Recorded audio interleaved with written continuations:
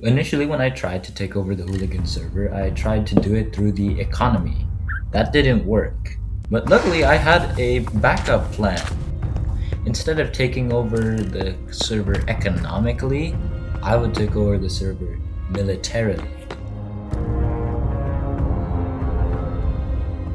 Now, of course, using brute force would obviously get me banned from the server, so instead I mixed the two together. I would seize market control and create several monopolies, even though I don't own the whole market, while at the same time sporting the most powerful army vanilla Minecraft has ever seen. Till I was ready to seize full control, I would work from the shadows. My progress was way too slow, but I had managed to secure infinite iron, food, emeralds, and villagers. This only took long because I was lazy and I spent a month speedrunning Terraria, among other things. But as things got better and I settled my beef with people, I slowly gave up on the idea of world domination because, in a sense, I already had the world. I lacked nothing, and no faults I had not settled, and I was just chilling. But that all changed on Christmas Eve. For fun, I challenged this player, Waffles, to a friendly 1v1. Not kidding, it was an actual friendly 1v1.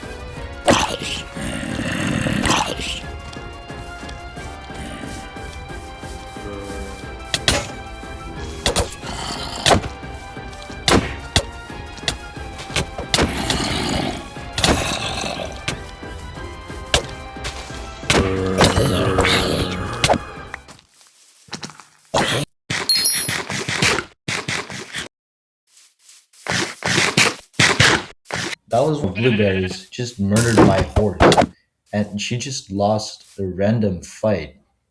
Because of this, I was reminded that the strong tend to prey on the weak.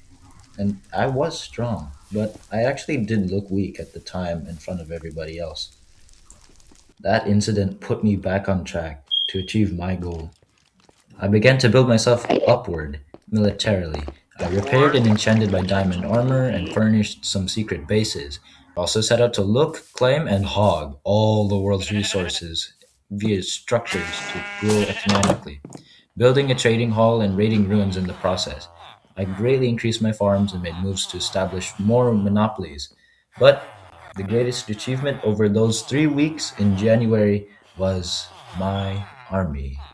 It is an army bred for a single purpose: to destroy the world of men. A force of over 100 wolves, safely tucked away in various secure locations. And with everything ready, I made my advance. I seized all unclaimed structures I could find, building small bases to validate occupancy within. I secretly linked two hidden portals to the Nether network to transport my massive army. Then I instituted the first ever land grab on the server, which didn't work. I then built a mob farm for infinite rotten flesh, which I would use to breed the wolves. I did this and I went to get some iron for hoppers, and I realized that someone took all of my iron. Like, this was not a small thing because my iron farm had over 1,000 iron stored inside of the chest.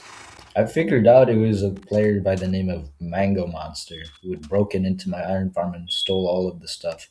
I was mad, but after a while, I ended up laughing like an evil genius because this gave me the opportunity to fight her or exert military power without open war to get my iron back, establishing my position as the strongest player.